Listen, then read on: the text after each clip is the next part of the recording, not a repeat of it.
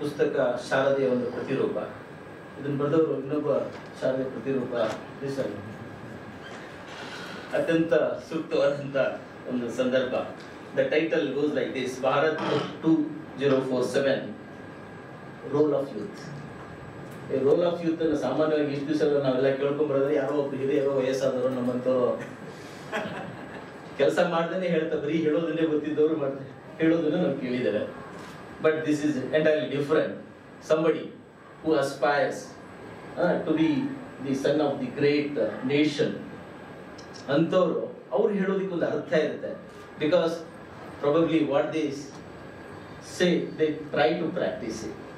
ಅದಕ್ಕೆ ಅದೊಂಥರ ಒಂದು ನೈತಿಕ ಬಲ ಅವ್ರಿಗೆ ಇರುತ್ತೆ. ಆ ಕೆಲಸವನ್ನ 22 ವರ್ಷದ ನನ್ನ ಸೋದರಿ ರಿಸಲ್ಟ್ ಮಾಡಿದ್ದಾರೆ. ನಿಮ್ಮೆಲ್ಲರ ಪರವಾಗಿ ನಾನು ಹಾರ್ದಿಕವಾಗಿ ಫಸ್ಟ್ ಅವರನ್ನು ಅಭಿನಂದಿಸ್ತೇನೆ. ಅದಕ್ಕೆ ಸೂಕ್ತವಾದ ಮುನ್ನಡಿಯನ್ನು ಸಹಿತ ಅವರು ಹೇಳಿದ್ರು.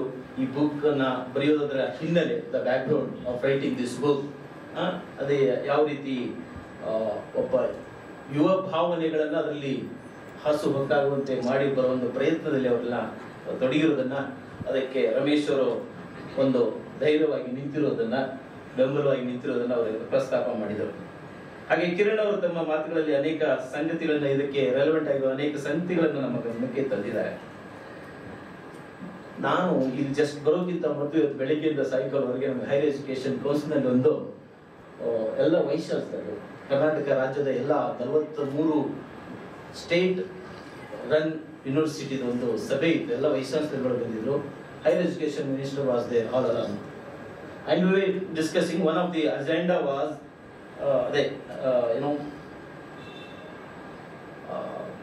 ಜೆಂಡರ್ ಇಕ್ವಾಲಿಟಿ ಬಗ್ಗೆ ಮಾತಾಡ್ತಾ ಹೇಳ್ತಾ ಇದ್ರು. ಜೆಂಡರ್ ಇಕ್ವಾಲಿಟಿ ಇತ್ಯಾದಿ ಸಂಗತಿ, ಹಾಗೆ ಅನೇಕ ಸಂಗತಿಗಳು ಬಂತಲ್ಲಿ. ಇವತ್ತಿನ ಎಲ್ಲ ಅಡ್ಮಿಷನ್ ಪ್ಯಾಟರ್ನ್ ಅನ್ನು ನಾವು ನೋಡಿದರೆ, ರ್ಯಾಂಕ್ಗಳು ಪಟ್ಟಿಯನ್ನು ಅವಲೋಕಿಸಿದರೆ, ಕಾನ್ವೊಕೇಶನ್ಗಳು ನಡೀತಾ ಇದೆ ಇತ್ತೀಚೆಗೆ ಅನೇಕ ವಿಶ್ವವಿದ್ಯಾಲಯದಲ್ಲಿ. ಎಲ್ಲ ಗೋಲ್ಡ್ ಮೆಡಲಿಸ್ಟ್ ಲಿಸ್ಟ್ಗಳನ್ನು ನೋಡಿದರೆ ಅಲ್ಲೆಲ್ಲ more than 50% are from girls. ಹೀಗಾಗಿ ಒನ್ ಆಫ್ ದಿ ಅಂದ್ರೆ ಇಕ್ವಾಲಿಟಿ ಬಗ್ಗೆ ನಾವು ಮಾತಾಡ್ತಾ ಇರುವಾಗ, ಇನ್ಕ್ಲೂಸಿವ್ನೆಸ್ ಬಗ್ಗೆ ಮಾತಾಡ್ತಾ ಇರುವಾಗ, ಈಗ ಅವ್ರು ಹೇಳಿದಲ್ಲ, we are already shaping it ಅಂತ ಏನು ಹೇಳಿದ್ರು Kiran. I endorse all his words.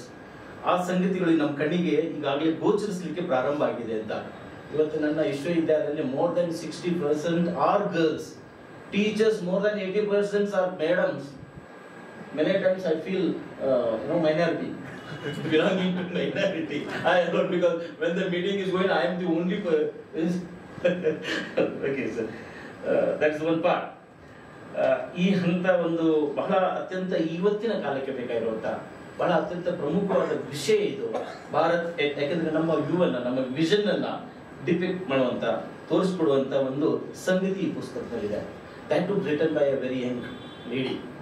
ಹೀಗಾಗಿ ನಮಗೆ ಬಹಳ ಖುಷಿ ಕೊಡುವಂಥ ಸಂಗತಿ, ಬಹಳ ಅತ್ಯಂತ ಸೂಕ್ತವಾದಂಥ ಸಂಗತಿ ಅನ್ನೋದನ್ನು ನಾನು ಮೊಟ್ಟ ಮೊದಲಾಗಿ ಹೇಳ್ತೇನೆ. 2047 ಅದಕ್ಕೆ ಒಂದು ಹಾಗಾಗಿ ಕಿರಣ್ ಪ್ರಸ್ತಾಪ ಮಾಡಿದ್ರು. 2047 ಏನು ವಿಶೇಷ, ಯಾಕೆ 2047 ಅಂತ ನಾನು ಕೇಳಿದ್ರು. 100 ವರ್ಷ ಆಗುತ್ತೆ ಅಂತ. ಹಾಗೆ ಭಾರತ ಸ್ವತಂತ್ರಗೊಂಡು 100 ವರ್ಷ ಅಲ್ಲ, ಮಧ್ಯದಲ್ಲಿ ಏನೋ ಒಂದು ಅಸ್ತವ್ಯಸ್ತ ಆಗಿದೆ ವ್ಯವಸ್ಥೆಯಲ್ಲಿ. ನಾವೇನು ಬೇರೆಯವರು ಬಂದು ಆಳ್ಲಿಕ್ಕೆ ಪ್ರಾರಂಭ ಮಾಡಿದ್ರು.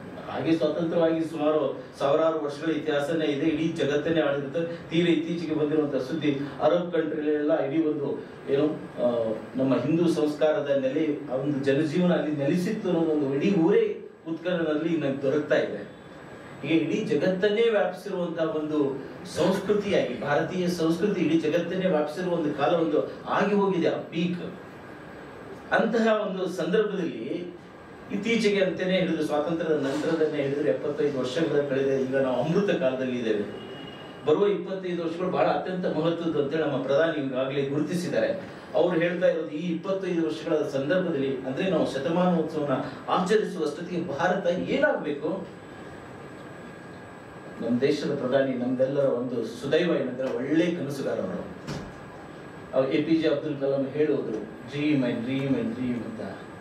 ಇವರು ಡ್ರೀಮ್ ಅಂಡ್ ಡ್ರೀಮ್ ಮಾಡೋದ್ರ ಜೊತೆಗೆ ಅದನ್ನು ಹೇಗೆ ಕನಸನ್ನ ನನಸನ್ನಾಗಿ ಮಾಡಬೇಕು ಅನ್ನೋದಕ್ಕೆ ಒಂದು ದಾರಿಯನ್ನು ತೋರಿಸಿ ಹಾಕಿಕೊಡುವಂತಹ ಒಂದು, ಆ ದಿಶೆಯಲ್ಲಿ ತಾವೊಬ್ಬರೇ ಅಲ್ಲ, ಕೇವಲ ಪಾಲಿಸಿ ಮೇಕರ್ಸ್ ಅಷ್ಟೇ ಅಲ್ಲ, ಕೇವಲ ಎಕ್ಸಿಕ್ಯೂಟಿವ್ಸ್ ಅಲ್ಲ, ದೇಶದ ಪ್ರತಿಯೊಬ್ಬ ಪ್ರಜೆ ಆ ದಿಕ್ಕಿನಲ್ಲಿ ಯೋಚನೆ ಮಾಡೋಕೆ ಹಚ್ಚುವಂತ ಅನೇಕ ಕಾರ್ಯಕ್ರಮಗಳನ್ನ ಅವರು ನಮಗೆ ಕೊಡ್ತಾ ಇರೋದು ನಮಗೆ ಬಹಳ ಹೆಮ್ಮೆಯಿಂದ ಹೇಳ್ಕೊಳ್ಬೇಕಾದಂತ ಒಂದು ಸಂಗತಿ.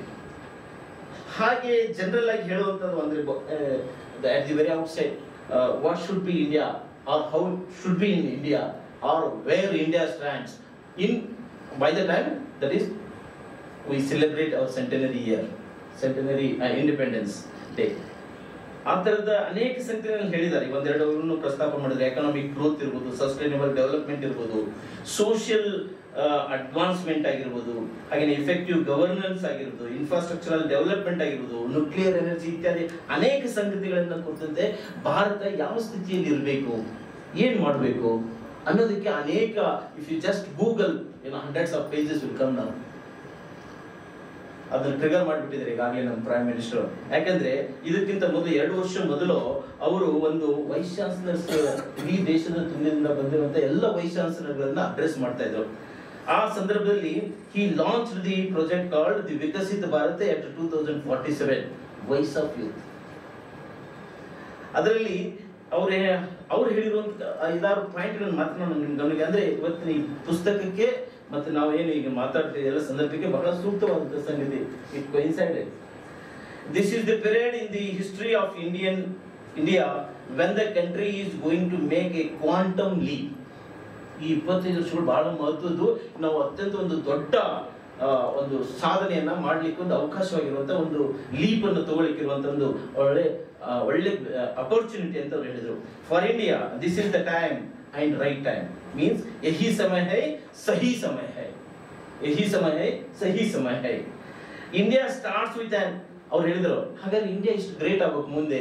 ನಾವೆಲ್ಲ ಹೇಳಿದ್ವಿ ಎಲ್ಲಾ ಕ್ಷೇತ್ರಗಳಲ್ಲಿ, ಸೈನ್ಸ್ ಅಂಡ್ ಟೆಕ್ನಾಲಜಿ ಇರ್ಬೋದು, ಕಲ್ಚರ್ ಇರ್ಬೋದು, ಆರ್ಟ್ ಇರ್ಬೋದು, ಬೇರೆ ಬೇರೆ ಯಾವುದೇ ಕ್ಷೇತ್ರ ಭಾರತ ಒಂದು ಉನ್ನತ ಸ್ಥಾನಕ್ಕೆ ಮುಟ್ಟಬೇಕು, ತಲುಪಬೇಕು. ಒಟ್ಟಾರೆ ಹೇಳ್ಬೇಕಂದ್ರೆ ಒಂದು ಇಡೀ ಜಗತ್ತಿನಲ್ಲಿ ಭಾರತ ವಿಶ್ವ ಒಂದೇ ಆಗಬೇಕು, ವಿಶ್ವ ಗುರು ಆಗ್ಬೇಕಂತ ನಾವು ಹೇಳ್ತೇವೆ. ಇದೆಲ್ಲ ಆಗ್ಲಿಕ್ಕೆ ಏನ್ ಬೇಕು? ಐಡಿಯಾಸ್ ಬೇಕು. Idea always starts with I. I also stands for I, me. So ನನ್ನಿಂದ ಈ ಕೆಲಸ ಪ್ರಾರಂಭ ಆಗಬೇಕನ್ನೋದನ್ನು ಸಹಿತ ಅವರೇ ಹೇಳಿದ್ರು. So the first person approach, ನನ್ನಿಂದ ಈ ಕೆಲಸ ಪ್ರಾರಂಭ ಅಂದ್ರೆ ಯಾರು ಅನ್ಬೋದು, ಯಾರೋ ದೇಶದ ಪ್ರಧಾನಮಂತ್ರಿಗಳು ಮಾಡಲಿ, ಉಳಿದಿರುವಂತ ಮಂತ್ರಿಗಳು ಮಾಡಲಿ, ಬ್ಯೂರೋಕ್ರಾಟ್ಸ್ ಮಾಡಲಿ, ಮತ್ತಾರೋ ಮಾಡಲಿ ಅಲ್ಲ, ಇಂಡಸ್ಟ್ರೀಸ್ ಮಾಡಲಿ ಅಂತಲ್ಲ. It starts from me. ಐದಿಂದನೇ ಸ್ಟಾರ್ಟ್ ಆಗಬೇಕು. ಅದಕ್ಕೆ ನನ್ನಿಂದ ಪ್ರಾರಂಭ ಅಂದ್ರೆ ಪ್ರತಿಯೊಬ್ಬರನ್ನು ಈ ಕಾರ್ಯದಲ್ಲಿ ನಾವು ಜೋಡಿಸ್ಬೇಕು ಅನ್ನುವಂತ ಒಂದು ಯೋಚನೆ ಇದೆ ಅಲ್ಲ, ಅದ್ರ ಬಗ್ಗೆ ಅವರು ಹೇಳಿದ್ರು. ಅದಕ್ಕೆ ಅದ್ರ ಜೊತೆಗೆ ಅವ್ರು ಹೇಳಿದ್ರು youth power is both the agent of change. Youths ಬಗ್ಗೆ ಮೋದಿ ಆ ಸಂದರ್ಭದಲ್ಲಿ ಹೇಳಿರೋದು, youth power is both the agent of change and also the beneficiaries of change. ಎರಡೂ ಅವರೇ ಏಜೆಂಟ್, ಅದ್ರ ಫಲನೂ ಅವ್ರಿಗೇನೆ. ಯಾಕಂದ್ರೆ this India is full of youths. 40% of the total population. ಜಗತ್ತಿನ ಯಾವುದೇ ದೇಶದಲ್ಲಿ ಈ ಸಂದರ್ಭ ಇಲ್ಲ. ಅದೊಂದು ನಮ್ಗೆ ಸುದೆ ಯಾವುದನ್ನ ಏನೋ ಪಾಪ್ಯುಲೇಷನ್ ಹೆಚ್ಚಾಗ್ತಾ ಇದೆ, ಜನಸಂಖ್ಯೆಯಿಂದ ನಮ್ಮ ದೇಶ ಏನೋ ಅಧಪತನಕ್ಕೆ ಹೋಗ್ತಾ ಇದೆ ಅಂತ ಯೋಚನೆ ಇರುವಂತ ಸಂದರ್ಭದಲ್ಲಿ ಇಲ್ಲ, ಅದೇ ನಮ್ಮ ಶಕ್ತಿ ಅಂತ ಹೇಳಿದ್ದು ಮತ್ತು ಅದನ್ನು ಮಾಡಿ ತೋರಿಸಿದ ಕೀರ್ತಿ ಈಗಿನ ನಮ್ಮ ಆಡಳಿತಗಾರರಿಗೆ ಹೋಗುತ್ತೆ, ಮೋದಿ ಅಂತವರಿಗೆ. ಈ ಹಿನ್ನೆಲೆಯಲ್ಲಿ ಇದೊಂದು ಬಹಳ ಅತ್ಯಂತ ಅಪೂರ್ವವಾದಂತ ಸಂಗತಿ. ನಾನು ಅದಕ್ಕೆ ಆ ಭೌತಿಕ ಅಂತ ಇನ್ ದ ಸೆನ್ಸ್ ನಾ ಹೇಳಿಲ್ಲ, economical growth, educational developments, environmental changes, industrial development, ಈ ತರದ ಎಲ್ಲಾ ಅದೊಂದು ಮಾಡಬೇಕಾದಂತ ಪ್ರಕ್ರಿಯೆ. ಆದ್ರೇನೆ ನಾವೊಂದು ಇವತ್ತು ವಿಶ್ವದಲ್ಲಿ ಒಂದು ನಾವು ಅಭಿಮಾನದಿಂದ ತಲೆ ಎತ್ತಿ ನಿಲ್ಲುವಂತ ಪ್ರಸಂಗ ಬರುತ್ತೆ, ಅದೇನೋ ನಿಜ. ಆದ್ರೆ ಅವಕ್ಕೆಲ್ಲಕ್ಕೂ ಬೇಸಿಕ್ ಆಗಿ ಏನ್ ಮಾಡ್ಬೇಕು ಅನ್ನೋದನ್ನ ಬಹುಶಃ ರಿಸಲ್ ಅವರು ಹೇಳಿದ್ರು ಆಗ್ಲೇ, ಪುಸ್ತಕದಲ್ಲಿ ಇನ್ನೂ ಹೆಚ್ಚು ವಿವರ ಇದೆ ಅಂತ ನಾನು ಅನ್ಕೊಳ್ತೇನೆ. ಹಾಗಾದ್ರೆ ಈಗ ಒಂದೊಂದೇ ಫೀಲ್ಡ್ ನ ಸ್ವಲ್ಪ ಮಟ್ಟಿಗೆ ಹಾಗೆ ಜಸ್ಟ್ ಟಚ್ ಮಾಡೋದಾದ್ರೆ ಎಜುಕೇಶನ್ ಕುರಿತಂತೆ ಏನ್ ನಮ್ಗೆ ಬೇಸಿಸ್ ಆಗ್ಬೇಕು ಭಾರತದಲ್ಲಿ? ಭಾರತದ ಶಿಕ್ಷಣ ಪದ್ಧತಿ ಯಾವುದರ ಆಧಾರದ ಮೇಲೆ ನಡೀಬೇಕು? ನಮ್ಗೆ ಗೊತ್ತಿದೆ, ಇಡೀ ಜಗತ್ತಿಗೆ ದಿಕ್ಕು ದಿಶೆಯನ್ನು ತೋರಿಸಿದ ಜೀವನ ಮತ್ತು ಜೀವನದ ನಂತರದ ದಿನಗಳನ್ನು ಕುರಿತಂತೆ, ಜೀವನದ ಆಚೆಯ ದಿನಗಳು, ಜೀವನ ಆ ತರದ ಸಂಗತಿಗಳನ್ನು ಕುರಿತಂತೆ ಹೇಳಿರುವುದು ಒಂದೇ ಒಂದು ಏನಾದ್ರೂ ಇದ್ರೆ ಅದು ಭಾರತ, ಅದು ನಮ್ಮ ಪರಂಪರೆ. ಸೊ ಆ ಸಂಗತಿಯನ್ನು ಕುರಿತಂತೆ ನಮ್ಮ ಶಿಕ್ಷಣದಲ್ಲಿ ಇವತ್ತು ಆ ವಿಷಯಗಳು ನಮ್ಗೆ ಸಿಕ್ಕುತ್ತಾ? ಇಂಡಿಯನ್ ನಾಲೆಜ್ ಸಿಸ್ಟಮ್ ಬಗ್ಗೆ ನಮ್ಗೆ ಇವತ್ತು ಸಾಕಷ್ಟು ಅವೇರ್ನೆಸ್ ಕ್ರಿಯೇಟ್ ಆಗ್ತಾ ಇದೆ. AICT ಅಂದ್ರೆ ಅದಕ್ಕೆ ಒಂದು ಪ್ರತ್ಯೇಕವಾದಂತ ಒಂದು ಶಾಖೆಯನ್ನೇ ಪ್ರಾರಂಭ ಮಾಡಿ ಆ ಮೂಲಕ ಎಲ್ಲ ಕೆಲಸ ಮಾಡ್ತಾ ಇದೆ. ಹಾಗಾದ್ರೆ ಇಂಡಿಯನ್ ನಾಲೆಜ್ ಸಿಸ್ಟಮ್, ಸಂಸ್ಕೃತ ಯಾವುದು ಈ ದೇಶದ ಪ್ರತಿಯೊಂದು ಸಂಗತಿಯನ್ನ ಅಧಿಕೃತವಾಗಿ ಶ್ಲೋಕಗಳ ರೂಪದಲ್ಲಿ ಇಟ್ಟಿದೇನೋ ಅದನ್ನ ಜನರಿಗೆ ಮುಟ್ಟಿಸ್ಬೇಕಲ್ಲ. ಇವತ್ತಿಗೂ ಸಹಿತ ಅದೇ ಒಂದು ಏನಿದೆ, ಒಂದು ತಪ್ಪು ಕಲ್ಪನೆ ಇವತ್ತಿಗೂ ವೈಸ್ ಚಾನ್ಸಲರ್ಗಳಲ್ಲಿ ಇದೆ. ಫಾರ್ ಯುವರ್ ಕೈಂಡ್ ಇನ್ಫಾರ್ಮೇಶನ್, ಇವತ್ತೊಂದು ನಮ್ಮ ಸಂಸ್ಕೃತ ವಿಶ್ವವಿದ್ಯಾಲಯದ ಉಪಕುಲಪತಿಗಳು ಒಂದು ವಿಷಯವನ್ನು ಮಂಡಿಸಿದರು. ಸಂಸ್ಕೃತ ವಿಶ್ವವಿದ್ಯಾಲಯದಲ್ಲಿ ಬ್ಯಾಚುಲರ್ ಆಫ್ ಲೈಬ್ರರಿಯನ್ ಸಂಸ್ಕೃತಕ್ಕೆ ಸಂಬಂಧಪಟ್ಟಂತೆ ಅದಕ್ಕೆ ಮಾಡಬೇಕು, ನಾವು ಅದಕ್ಕೆ ಮಾಡೋದಕ್ಕೆ ಪರ್ಮಿಷನ್ ಕೊಡಬೇಕಂತ ಒಂದು ರೆಸೊಲ್ಯೂಷನ್ ಅವರು ಮೂವ್ ಮಾಡಿದ್ರು. ಅದಕ್ಕೆ ಎಷ್ಟು ವಿರೋಧ. ಕಾರಣ ಇಷ್ಟೇ, ಬೇರೆ ಬೇರೆ ಎಲ್ಲ ಈಗ ಆಲ್ರೆಡಿ ಇದೆ, ಇನ್ನೇಕೆ ಮಾಡ್ಬೇಕು ನಾವು ಅಂತ ನಾನು ಹೇಳಿದ ಅದಕ್ಕೊಂದು ವಿಶಿಷ್ಟವಾದ ಸ್ಥಾನ ಇದೆ. ಅದಕ್ಕೆ ಸಾಕಷ್ಟು ನಮ್ಮವರು ಒಂದು 2-3 ಜನ ಕೂಡ ನಾವೆಲ್ಲ ಆರ್ಗ್ಯೂ ಮಾಡಿದ್ವಿ. ಏನಂತಂದ್ರೆ ಅದಕ್ಕೆ ಅನೇಕ ನೂರಾರು ವರ್ಷಗಳ ಮ್ಯಾನುಸ್ಕ್ರಿಪ್ಟ್ಸ್ ಇರುತ್ತೆ. ಅದರ ಸಂಸ್ಕೃತದ 2 ಶ್ಲೋಕಗಳ ಅನೇಕ ಬರೀ it is not the it is not ಮೇರ್ ಲ್ಯಾಂಗ್ವೇಜ್. ಅದ್ರ ಜೊತೆಗೆ ಸೈನ್ಸ್ ಇದೆ, ಟೆಕ್ನಾಲಜಿ ಇದೆ, ಫಿಲಾಸಫಿ ಇದೆ, ಏನೆಲ್ಲ ಇದೆ ಅದರಲ್ಲಿ, ಎಕನಾಮಿಕ್ಸ್ ಇದೆ, ಏನೆಲ್ಲ ಸಂಗತಿಗಳಿದೆ, ಅದನ್ನ ಡಿಕೋಡ್ ಮಾಡೋ ದೃಷ್ಟಿಯಿಂದ ಅದರದೇ ಆದಂತ ಒಂದು ಮ್ಯಾನುಸ್ಕ್ರಿಪ್ಟ್, ಅದರದ ರೆಕಾರ್ಡಿಂಗು, ಡಿಕೋಡಿಂಗ್ ಎಲ್ಲ ಸಂಗತಿಗೂ ಒಂದು ವಿಶಿಷ್ಟವಾದಂತ ಕೋರ್ಸ್ ಬೇಕಾಗುತ್ತೆ. ಯಾಕಂದ್ರೆ ಅದೊಂದು ಕೇವಲ ಒಂದು ಭೌತಿಕವಾದಂತ ಅನೇಕ ಸಂಗತಿಗಳನ್ನ ನಾವು ಒಂದು ಜನರಿಗೆ ತಲುಪಿಸುವ ರೀತಿಯಲ್ಲಿ ಆಗ್ಬೇಕಂತ ಕೆಲಸ ಮಾಡ್ಬೇಕಾದ್ರೆ ಒಂದು ಪ್ರತ್ಯೇಕವಾದಂತ ವ್ಯವಸ್ಥೆ, ಒಂದು ಕಾನ್ಸೆಪ್ಟ್ ಅದೆಲ್ಲ ಬೇಕಾಗುತ್ತೆ ಅಂತ ನಾವು ಆರ್ಗ್ಯೂ ಮಾಡ್ಬೇಕಂತ ಸಂದರ್ಭ ಬಂತು. ಹೀಗಾಗಿ ಇವತ್ತು ನ್ಯಾಷನಲ್ ಎಜುಕೇಶನ್ ಪಾಲಿಸಿ ಕುರಿತು ಈ ಎಲ್ಲ ಸಂಗತಿಗಳನ್ನು ಕುರಿತಂತೆ ವಿಚಾರ ಮಾಡುವಂತ ಸಂದರ್ಭದಲ್ಲಿ ಯಾವ ರಾಜ್ಯ ಮೊದಲ ಬಾರಿಗೆ ಅದನ್ನು ಇಂಪ್ಲಿಮೆಂಟ್ ಮಾಡಿದ್ರು ಅದೇ ಈಗ ಏನು ಹೇಳುವಂತ ಪ್ರಸಂಗ ಬಂದಿದೆ. ನಾವೆಂತ ಅಕ್ವರ್ಡ್ ಪೊಸಿಷನ್ ಅಲ್ಲಿ ಇದ್ದೇವೆ ಈಗ. ಅದನ್ನ ಯಾರು ನಾವು ಇಂಪ್ಲಿಮೆಂಟ್ ಮಾಡಿದ್ವೋ ನಾವೇ ಅದ್ರ ಬಾಗ್ಲ ಮುಚ್ಚಬೇಕು ಈಗ. ಅಂಡ್ ಸೈನ್ಸ್ ಅಂಡ್ ಟೆಕ್ನಾಲಜಿ ಬಗ್ಗೆ ನಾವು ಹೇಳೋ ಅವಶ್ಯಕತೆನೇ ಇಲ್ಲ. ಸಾಫ್ಟ್ವೇರ್ ಇತ್ಯಾದಿಗಳ ಬಗ್ಗೆ ನಮ್ಮ ಯುವಕರು, especially youth, what they are doing the wonders. ಇಡೀ ಜಗತ್ತು ಇವತ್ತು ಭಾರತದ ಕಡೆ ಒಳ್ಳೆ ಪ್ರಾರಂಭ ಮಾಡಿದ್ದು ಸಾಫ್ಟ್ವೇರ್ ಇಂಜಿನಿಯರಿಂಗ್ ಇಂದಲೇ. ಅದ್ರಲ್ಲಿ ಯಾವ್ದು ಇದಿಲ್ಲ. ಸ್ಪೇಸ್ ಇಂಜಿನಿಯರಿಂಗ್ ನಲ್ಲಿ ನಾವು ಅತ್ಯಂತ ಅದ್ಭುತವಾದ ಸಾಧನೆ ಮಾಡಿದ್ವಿ. ಎಲ್ಲೂ ಬರೀ ಸಣ್ಣ ಕ್ಷಿಪಣಿಗಳನ್ನ ಹಾರಿಸ್ತಾ ಇದ್ರೆ, ಮತ್ತೆ ಯಾವ್ದು ರಾಕೆಟ್ ಗಳನ್ನ ಹಾರಿಸ್ತಾ ಇದ್ರೆ, ನಮ್ಮವ್ರು ಚಿಕ್ಕ ಮಕ್ಕಳು ಕಾಲೇಜ್ ನಲ್ಲಿ ಓದ್ತಾ ಇರುವಂತ ಮಕ್ಕಳು ಮಾಡಿರುವಂತ ರಾಕೆಟ್ಗಳನ್ನು ಒಟ್ಟಿಗೆ 104 ರಾಕೆಟ್ಗಳನ್ನು ಒಟ್ಟಿಗೆ ಹಾರಿಸ್ಬಿಟ್ರು. ಒಂದೊಂದ್ಸಲ ಭಾರತ ಎದ್ದು ಬಿಟ್ರೆ ಮೈ ಕೊಡುವೇನೆ ಎದ್ದು ಬಿಡುತ್ತೆ. 1-2 ಬೇಡ, ನಮ್ಗೆಲ್ಲ ಡಜನ್ ಗಟ್ಲೆ. ಯಾಕಂದ್ರೆ ಇನ್ ಪ್ರಪೋರ್ಷನ್ ಟು ಅವರ್ ಪಾಪ್ಯುಲೇಷನ್ ಅನ್ನೋ ತರ ಏನೆಲ್ಲ ಮಾಡೋ ವಂಡರ್ಸ್ ಅನ್ನೇ ಮಾಡ್ಬಿಡುತ್ತೆ. ಹಾಗೇನೆ ಸೈನ್ಸ್, ಡಿಜಿಟಲ್ ಇಂಡಿಯಾದಲ್ಲಿ ಇವತ್ತು ಯಾರು ಈ ದೇಶದ ಬಗ್ಗೆ ಅಪಹಾಸ್ಯ ಮಾಡ್ತಾ ಇದ್ರು, ಹಳ್ಳಿಗರಿಗೆ ಹೆಂಗೆ ಮೊಬೈಲ್ ಯೂಸ್ ಮಾಡ್ಲಿಕ್ಕೆ, ಆಂಡ್ರಾಯ್ಡ್ ಮೊಬೈಲ್ ಯೂಸ್ ಮಾಡ್ಲಿಕ್ಕೆ ಸಾಧ್ಯ ಆಗುತ್ತೆ, ಅವ್ರು ಹೆಂಗೆ ಬ್ಯಾಂಕಿಂಗ್ ಮಾಡ್ಲಿಕ್ಕೆ ಆಗುತ್ತೆ ಅದರಲ್ಲಿ ಅಂತಂದು ಇವತ್ತು ಒಬ್ಬ ಭಿಕ್ಷುಕನು ಸಹಿತ ನೆಕ್ಸ್ಟ್ ಮನೆಗೆ ಫೋನ್ ಮಾಡ್ಬಿಟ್ಟು ನಾನು ಬರ್ತಾ ಇದ್ದೇನೆ ರೆಡಿ ಇರಿ ಅಂತ ಅನ್ನೋ ಹೇಳುವಷ್ಟು ಮಟ್ಟಿಗೆ ಇವತ್ತು ಮೊಬೈಲ್ ಯೂಸೇಜ್ ಇದೆ ನಮ್ಮ ದೇಶದಲ್ಲಿ. ಈ ತರದ ಒಂದು ಡಿಜಿಟಲ್ ಕ್ರಾಂತಿಯನ್ನು ಇಡೀ ದೇಶದ ತುಂಬಾ ಕೋಟ್ಯಾಂತರ ಜನರು ಹಳ್ಳಿಯ ಕಗ್ಗಾಡಿನಲ್ಲಿರುವಂತ ಕುಗ್ರಾಮದಲ್ಲಿರುವಂತ ಸ್ಕೂಲು ಕಾಲೇಜ್ಗಳಿಗೆ ಹೋಗದೆ ಇರುವಂತವ್ರು ಸಹಿತ ಮೊಬೈಲ್ ಅನ್ನ ಹೇಗೆ ಯೂಸ್ ಮಾಡ್ಬೇಕು ಅನ್ನೋದು ಅವ್ರಿಗೆ ಅರ್ಥವಾಗಿದೆ. ಎಷ್ಟೊಂದು ಚೇಂಜಸ್ ಇದೆ. ಹೆಲ್ತ್ ಸೆಕ್ಟರ್ ತೋಡಿ ನಮ್ಗೆಲ್ಲ ಗೊತ್ತಿದೆ. ಎಲ್ಲ ಭಾರತ ಅಂದ್ರೆ ಏನು, ನಮ್ಗೆಲ್ಲ ಬ್ಯಾನ್ಡ್ ಔಷಧಿಗಳನ್ನೇ ಬರಬೇಕು ತಾನೆ. ಅಮೆರಿಕ, ರಷ್ಯಾ ಬೇರೆ ಬೇರೆ ಕಡೆಗಳಿಂದ ಬ್ಯಾನ್ ಆಗಿರುವಂತ ಯಾವ್ದು ಅವರು ಯೂಸ್ ಮಾಡೋದಿಲ್ಲೋ, ಯಾವ್ದೆಲ್ಲ ಸೈಡ್ ಇಫೆಕ್ಟ್ ಇರುತ್ತೋ ಅಂತದೆಲ್ಲ ಬಂದು ಭಾರತದಲ್ಲಿ ಡಂಪ್ ಆಗಿರುವಂತ ಒಂದು ಪರಿಸ್ಥಿತಿ ನಮ್ಮ ದೇಶದಲ್ಲಿ ಇತ್ತು. ಆದ್ರೆ ಇವತ್ತು ಅದಕ್ಕೆಲ್ಲ ಉತ್ತರ ಕೊಡುವಂತ ಒಂದು ಸ್ಥಿತಿಯಲ್ಲಿ ನಾವಿದ್ದೇವೆ. ಯಾವ ಕೊರೋನಾ ಸಂದರ್ಭದಲ್ಲಿ ಇಡೀ ಜಗತ್ತಿಗೆ ಒಂದು ಚಾಲೆಂಜ್ ಆಗಿತ್ತು, ಕೊರೋನಾಕ್ಕೆ ಮದ್ದಿಲ್ಲ ಅಂತೇಳಿ ಒದ್ದಾಡ್ತಾ ಇರುವಂತ ಸಂದರ್ಭದಲ್ಲಿ ದೇಶದ ಜನ ಎದ್ದು ನಿಂತ್ಕೊಂಡು ಇಲ್ಲಿಯ ವಿಜ್ಞಾನಿಗಳು ನಮ್ಮ ಪ್ರಧಾನಮಂತ್ರಿಗಳು ಟಾರ್ಗೆಟ್ ಕೊಟ್ಟರು. 2 ವರ್ಷದ ಸಮಯದೊಳಗೆ ನೀವು ಹುಡುಕ್ಬೇಕು ಅಂತ, ಕಂಡುಹಿಡಿಬೇಕಂತ ಹೇಳೋರು. ಎಲ್ಲ with all sophisticated equipments, with all sophisticated knowledge, sophisticated facilities ಏನೆಲ್ಲ ಇಟ್ಕೊಂಡಿರುವಂತ ಬಹಳಷ್ಟು ಮುಂದಿರುವಂತ ಸೋಕಾಲ್ಡ್ ಹಿರಿಯಣ್ಣ, ದೊಡ್ಡಣ್ಣ ಗಿಡ್ಡಣ್ಣ ಎಲ್ಲ ಯಾರ್ಯಾರು ಅಂತ ಇರುವಂತ ರಾಷ್ಟ್ರಗಳಿಗೆ ಆಗದೆ ಇರುವಂತದನ್ನ ನಮ್ಮ ದೇಶದ ವಿಜ್ಞಾನಿಗಳು ಬರೀ 1 ವರ್ಷದಲ್ಲಿ ಮಾಡಿದ್ರು.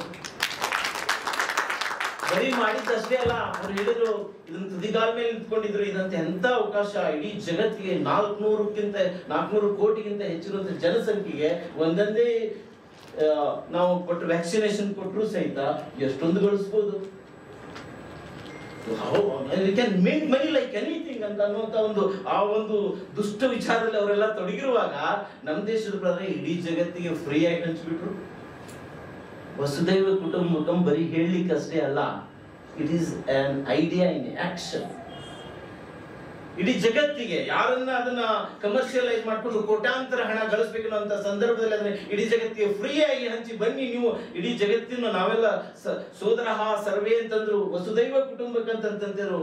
And he brought it in action.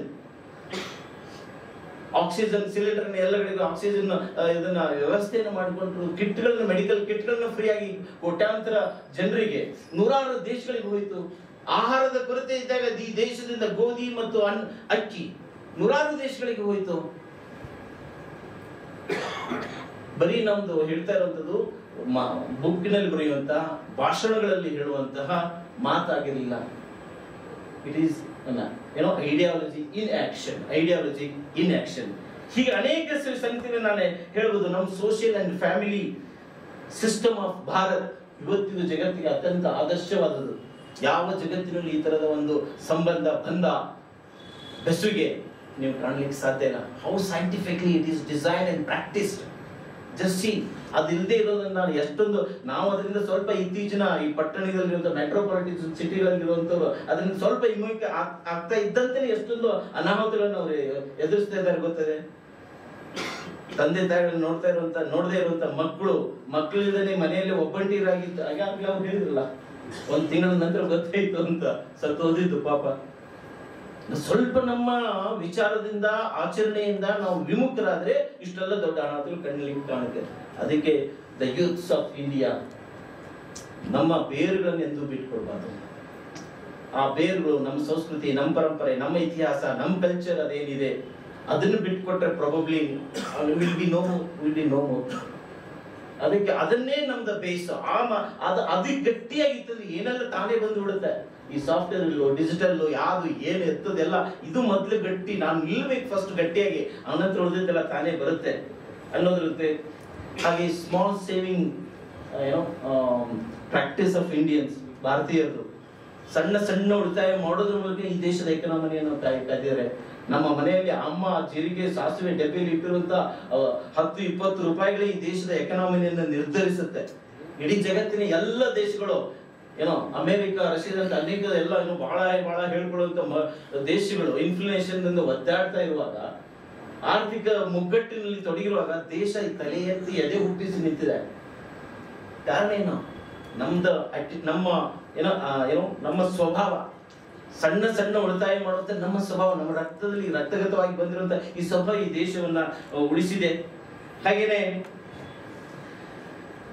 ಎಲ್ಲ ಸಂಗತಿಗಳು ಡೆಮೋಗ್ರಫಿ ಬಗ್ಗೆ ಹೇಳ್ಬೇಕಂದ್ರೆ ಈಗಾಗಲೇ ಸ್ವಲ್ಪ ಪ್ರಸ್ತಾಪ ಆಗಿದೆ. ಆದ್ರೆ ಅದೊಂಥರದ ನನಗೆ ಹೆದರಿಕೆ ಹುಟ್ಟಿಸುವಂತ ಸಂಗತಿನೂ ಇದೆ.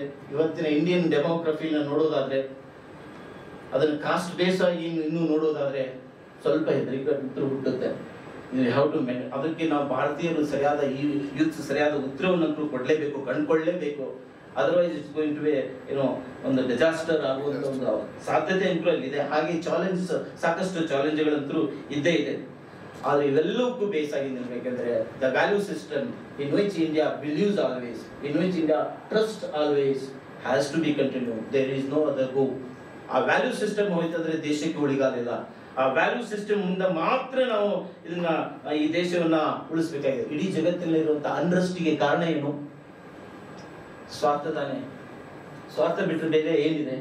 ನಾನು ಮೇಲೆ ಬರಬೇಕು, ನಾನು ಎಲ್ಲರಿಗಿಂತ ಹೆಚ್ಚು, ನಾನು ಮೋಸ್ಟ್ ಪವರ್ಫುಲ್ ಆಗಿರ್ಬೇಕು, ಎಲ್ಲರಿಗಿಂತ ಹೆಚ್ಚಿನ ಸಂಪತ್ತು ನನಗಾಗಿರ್ಬೇಕು. ನನಗೆ ಆದರ್ಶ ಯಾರು? ಈ ಜಗತ್ತಿನ ಅತ್ಯಂತ ಶ್ರೀಮಂತ.